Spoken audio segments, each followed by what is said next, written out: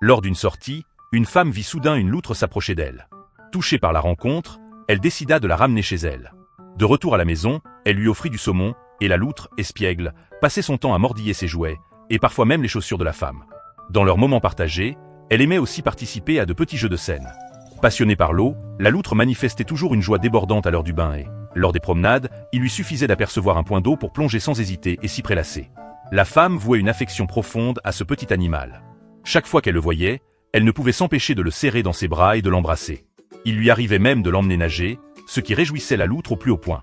Très attachée à sa bienfaitrice, elle réclamait souvent des caresses, et si la femme tardait à répondre, elle lui prenait doucement la main en poussant un petit gémissement pour manifester son impatience.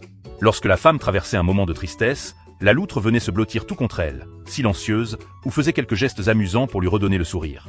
Quand la femme était occupée, la loutre s'amusait seule, puis, souvent, s'endormait dans un coin, bercée par la quiétude du foyer. L'attention et la tendresse de la femme rendaient l'animal heureux, tandis que sa présence apportait à la vie de la femme chaleur et éclat de rire. Ensemble, elles avaient construit un cocon plein d'amour, et la loutre, par sa vivacité et sa douceur, rendait l'existence de la femme encore plus riche et joyeuse.